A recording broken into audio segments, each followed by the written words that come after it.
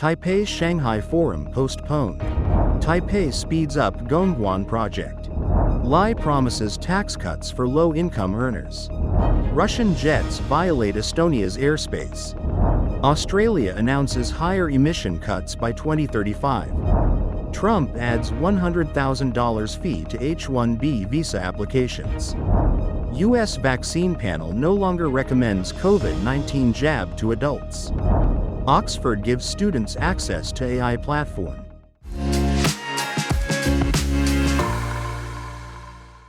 Hello everyone, I'm Oceana.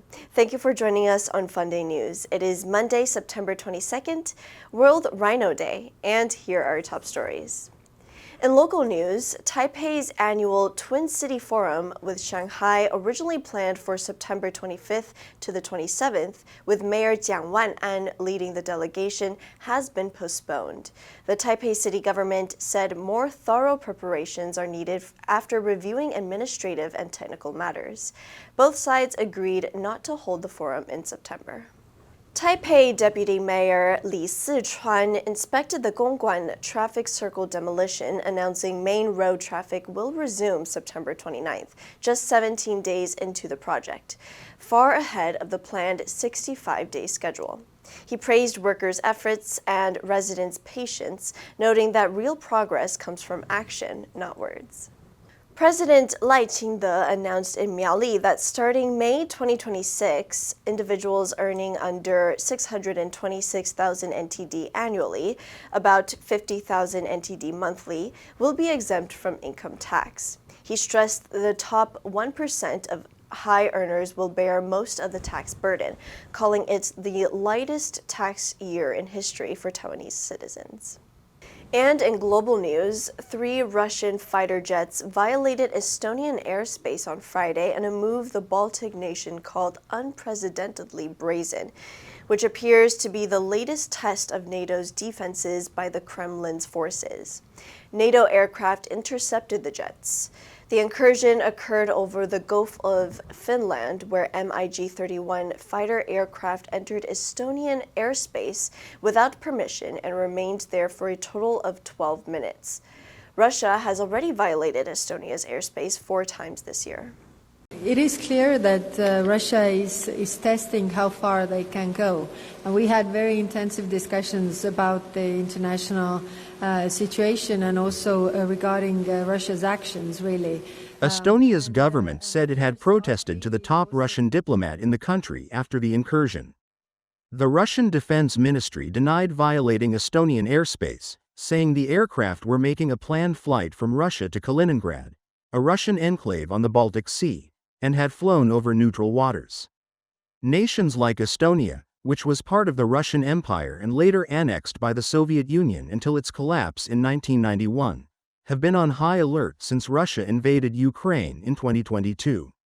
Since then, several European countries have warned that NATO needs to fortify its defenses to counter Russian President Vladimir Putin's ambitions. Australia, one of the world's biggest polluters per capita, will aim to cut its carbon emissions by at least 62% compared with 2005 levels over the next decade.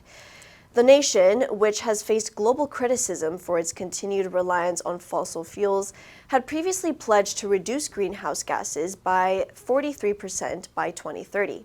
A landmark risk assessment commissioned by the government this week warned that Australia faces a future of increasingly extreme weather conditions as a result of man-made climate change. Setting a target to reduce emissions from 2005 levels is part of Australia's obligation under the Paris Climate Agreement. The new target aligns with an emissions reduction benchmark of between 62% and 70% that was recommended by the Climate Change Authority, a government body that provides climate policy advice. The Prime Minister will confirm the commitment at a meeting of the UN General Assembly in New York later this month. The 2015 Paris Climate Agreement saw world leaders agree to limit global temperature rise to 1.5 degrees Celsius above late 19th century levels, which is seen as crucial to preventing the most damaging impacts of climate change.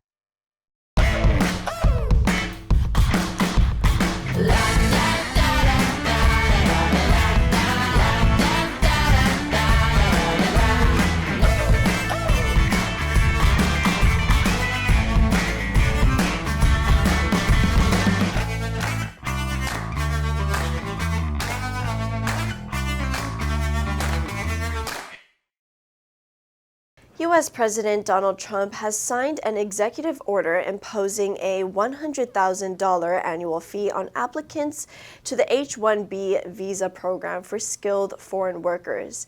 The order cites abuse of the program and restricts entry unless the fee is paid.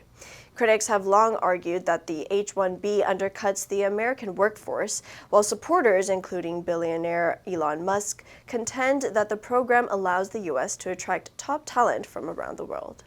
You're going to train somebody, you're going to train one of the recent graduates from one of the great universities across our land, train Americans, stop bringing in people to take our jobs.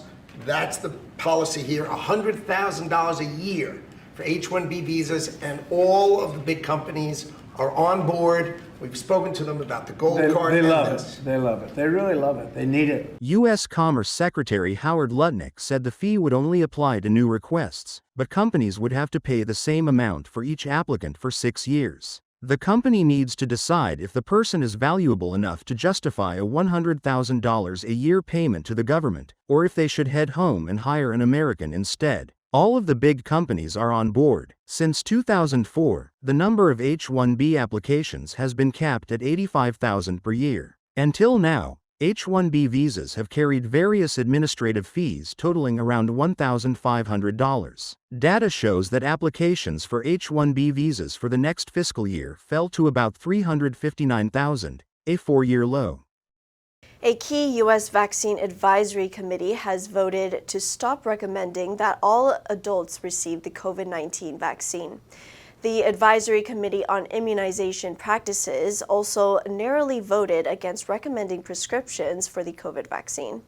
Over 2 days of meetings, ACIP changed its recommendations on the combined measles, mumps, rubella, varicella vaccine and delayed plans for the vote on the hepatitis B vaccine. Health Secretary Robert F. Kennedy Jr., a vaccine skeptic, fired all 17 members of the committee in June and handpicked their successors, sparking uproar in the medical community. The panel debated the COVID-19 vaccine, which for the past several years had been a routine recommendation, like the yearly flu jab. ACIP voted to abandon broad support for recommending the jab, including for high-risk populations such as people over 65. Instead, it decided individuals could make their own decision after consulting with a medical professional. In May, the federal government stopped recommending COVID-19 vaccines for healthy pregnant women and children. The University of Oxford says it has become the first UK institution of its kind to offer access to the education version of the artificial intelligence tool ChatGPT to all of its students and staff. ChatGPT EDU, which was specifically developed for educational use by OpenAI, will be made widely available to Oxford students following a successful trial over the past year. The rollout is part of an ongoing 5-year partnership between the institution and OpenAI, announced in March. ChatGPT EDU is designed for university use and offers increased privacy and security to ensure that data is retained by individual institutions. The university-wide launch follows a pilot scheme involving about 750 academics, students, and staff in a wide range of roles across the university and its colleges. Jaina Devani, OpenAI's international education lead, said the Oxford scheme was setting a new standard for how AI can enrich higher education. She added, by making ChatGPT EDU available to everyone, Oxford is equipping all its students, academics, and staff with the AI skills, tools, and training they need to truly benefit from this transformative technology and succeed in the AI era. The answer for last Friday was C, scrutiny. The company's financial records are under close scrutiny. Did you answer correctly? Now let's delve into today's news. Australia announces higher emission cuts by 2035. Number 1, assessment. 评估, 估价. The teacher gave us a math assessment to test our understanding. Number 2, commission. 委托, 委任. The artist was commissioned to paint a portrait of the mayor. Number 3, obligation. 义务, 责任. As a citizen, you have an obligation to follow the law. Next, we have a multiple choice question for everyone to practice. Which answer would you choose? You can write your answer in the comment section, and the correct answer will be announced tomorrow. In the early 1990s, the crisis facing rhinos in Africa, particularly black rhinos in Zimbabwe, became well known and raised global concern. By 2010, it was clear that the species' hazardous future still wasn't widely recognized. The situation was so dire that fewer than 30,000 rhinos remained alive. Because of this, WWF South Africa announced World Rhino Day to help save the world's remaining rhinos, an effort that grew into an unprecedented success.